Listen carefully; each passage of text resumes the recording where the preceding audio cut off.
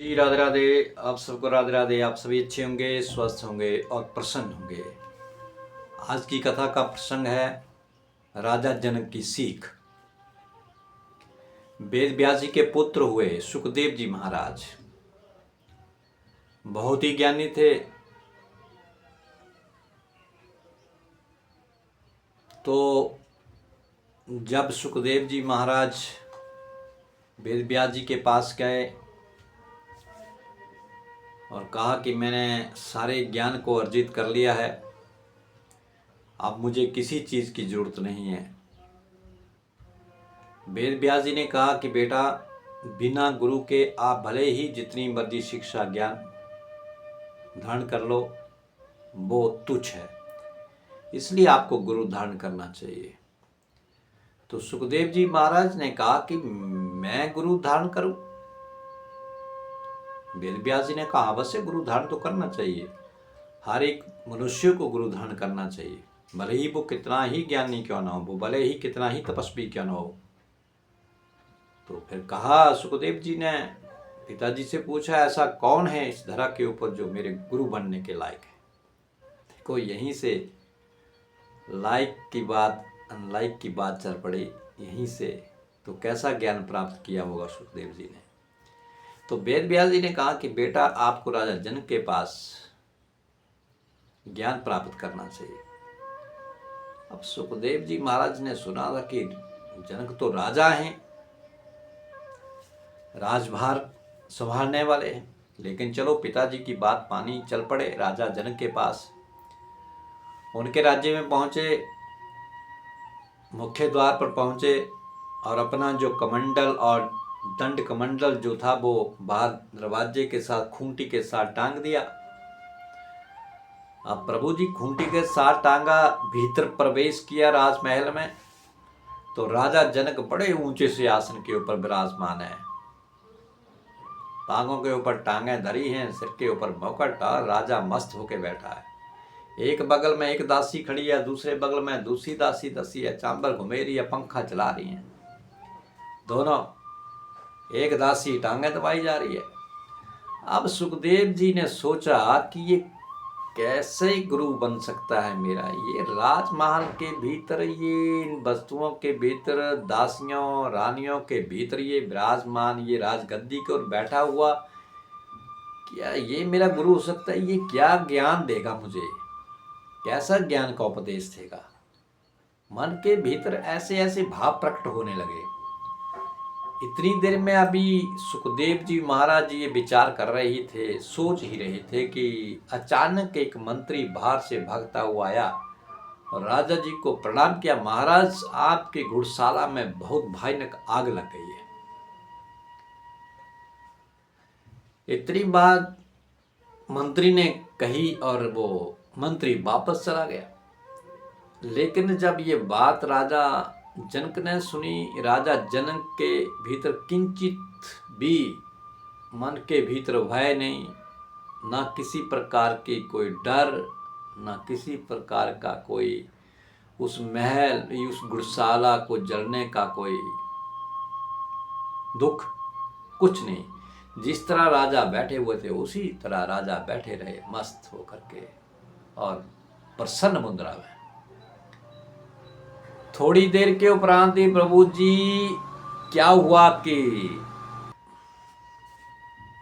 फिर मंत्री भागा हुआ आया और मंत्री ने राजा जनक से कहा, महाराज प्रणाम हो, अब गुड़शाला को राख करती हुई आग जो है वो आपके अनाज के गोदाम तक पहुंच गई है। अब राजा ने ये बात सुनी मंत्री के मुख से और उसे इशारा किया जाने का कि जाओ। सुखदेव ये सब सुन रहे हैं, देख रहे हैं मंत्री के मुख से मंत्री ने क्या बोला और राजा जनक। लेकिन राजा जनक ने उस बात को भी सुना, अनसुना कर दिया। किंचित मात्र भी राजा जनक के हृदय में, मन में कोई चिंता नहीं, कोई दुख नहीं। राजा फिर वैसे ही बैठा है, जो राजसभा के भीतर जो कार्य होते हैं उनको निपटा रहे हैं। दासियां पंखा झुला रही हैं। सुखदेव जी मन के भीतर विचार करने लगे, ये कैसा राजा है, मूर्ख राजा।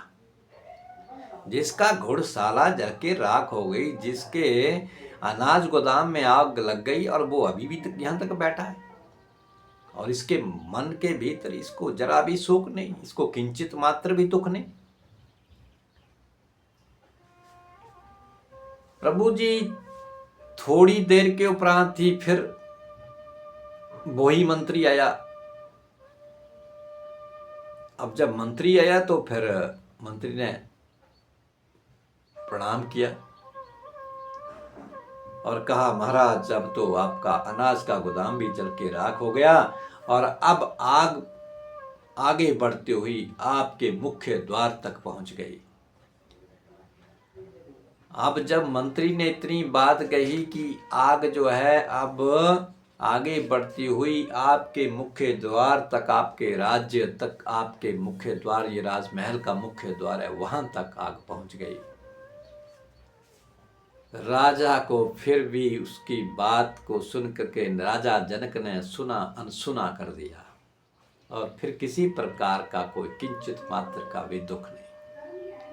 लेकिन जब सुखदेव जी महाराज ने देखा, पहले गुड़शाला जल गई, अनाज का गोदाम जल गया, आग मुख्य दरवाजे के ऊपर आ गई, ये कैसा राजा मूर्ख है। और राजा इतना मूर्ख जिसका सब कुछ जल रहा है और इसे किसी प्रकार का दुख ही नहीं।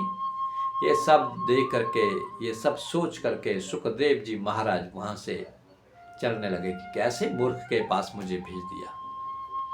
और वहां से चलने ही जैसे लगे, बाहर की तरफ लपकने लगे। अब राजा जनक ने कहा, ऐ सुखदेव रुको, और उसका बाजू पकड़िया, कहाँ जा रहे? कहा, महाराज आपके जैसा मूर्ख राजा मैंने नहीं देखा। ये तो मैं पिता के कहने से आपके दरबार में आ गया था कि जाओ राजा जनक को गुरु बनाओ, लेकिन शायद आप गुरु बनाने के लायक नहीं है। लेकिन राजा जनक ने पूछा, हुआ क्या? अब तू जा कहाँ रहा है? कहा, महाराज मैं बाहर जा रहा हूं, आपके मुख्य द्वार के ऊपर, राजमहल के मुख्य द्वार के ऊपर मेरा दंड कमंडल टंगा हुआ है, मैं उसको लेने जा रहा हूं और मैं यहां से जा रहा हूं। राजा जनक ने कहा, हे सुखदेव, इतना ही ज्ञान है तेरे भीतर? आपने ज्ञान उपार्जित किया है, जो ज्ञान आपने संचय किया वो इसी के लिए किया हुआ है, दंड कमंडल के लिए। अभी भी आपका मन उस दंड कमंडल के भीतर ही अटका हुआ है। आपने देखा नहीं, मेरा घुड़शाला जल गई, मेरा अनाज का गोदाम जल गया और मेरे राज्य के मुख्य द्वार के ऊपर आग पहुंच गई, और मैं किंचित मात्र भी दुख नहीं कर रहा, और मैं वहीं पे बैठा हूं जहां पर पहले बैठा था, और उसी तरह मैं कार्य कर रहा हूं जिस तरह पहले कर रहा था। और आग मुख्य द्वार पर क्या सुन ली आपने? आप अपने दंड कमंडल के लिए भागने लगे। क्या आपने इतना ही ज्ञान अर्जित किया है? केवल दंड कमंडल के लिए ही आपने तपस्या की, इसी के लिए पूजा की, इस तुच्छ वस्तुओं के लिए? अब जब इतनी बात राजा जनक ने सुखदेव जी से कही तो सुखदेव जी का दिमाग ठिनका कि राजा जनक तो ठीक कह रहे हैं। क्या मैंने तपस्या, तप, क्या ज्ञान मैंने अर्जित किया है? क्या मैंने इस दंड कमंडल के लिए किया? इन संसारिक वस्तुओं के लिए किया? इन तुच्छ वस्तुओं के लिए जो मैं यहां से भागा चला जा रहा हूं, उस कमंडल के लिए, उस दंड के लिए? राजा जनक ने कहा कि हे सुखदेव, बैठिए, विराजमान हो जाइए। आपको दंड कमंडल की चिंता है ना? मैं यही कि मैं राज्य करता हूं, यही मन के भीतर, आपके मन के भीतर शंका थी कि राजा जनक कैसे गुरु हो सकता है। लेकिन सुन, मैं महल में रहता हुआ भी इनसे तटस्थ रहता हूं। मैं महल के भीतर भले ही बैठा हूं, लेकिन मेरे मन के भीतर ये विचार नहीं है कि ये महल मेरा है, ये वस्तुएं मेरी हैं, मेरा कुछ नहीं है। इनको अपना नहीं मानता मैं। आप दंड कमंडल के लिए भागे चले जा रहे हैं, इसे अपना मानते हो आप। मेरा ज्ञान और शिक्षा यही है कि जिस प्रकार मैं निर्लिप्त रहता हूं, इनके भीतर रहता हुआ मैं इन्हें अपना नहीं समझता। उसी प्रकार आप भी तटस्थ रहें।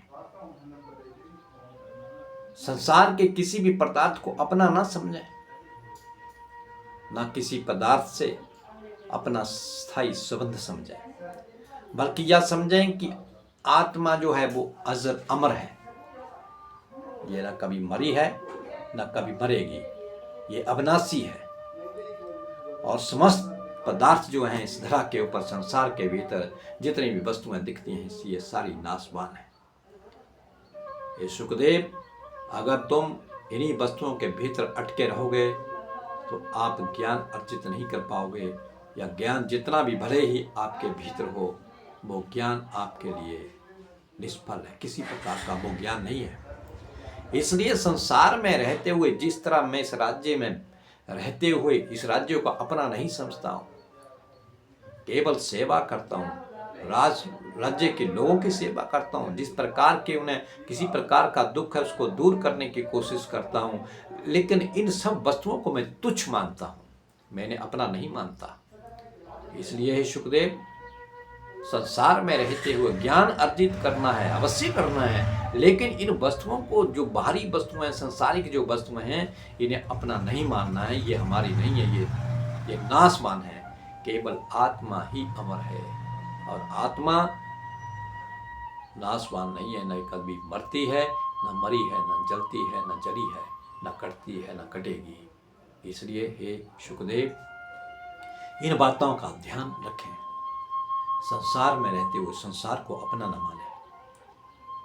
इस शरीर के भीतर जो विराजमान आत्मा है, उस आत्मा को अपना समझें और शरीर को अपना न समझें। ये शरीर भी हमारा नहीं है।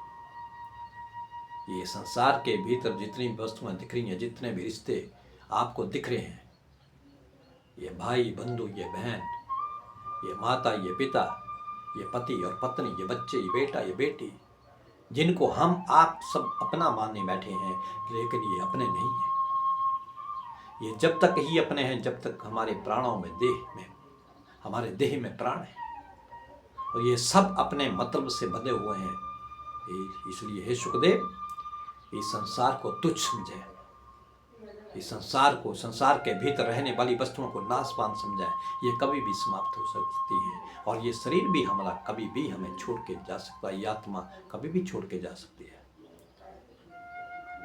और जब आपके मन के भीतर ऐसा विचार, ऐसा भाव आ जाएगा कि ये संसार जो है ये कुछ भी नहीं है, ये संसार के भीतर रहने वाली वस्तुएं नाशवान हैं, तुच्छ हैं, जब ऐसा मन के भीतर भाव आ जाएगा तो आप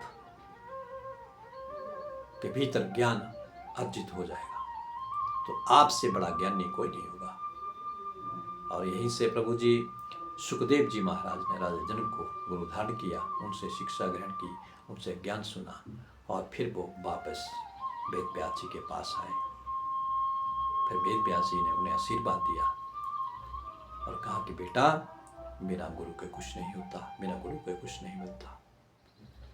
जिस तरह घर के भीतर माँ अपने बच्चे को चलना, उठना, बैठना सिखाती है, उसी तरह, लेकिन वो संसार में बंधने के लिए है।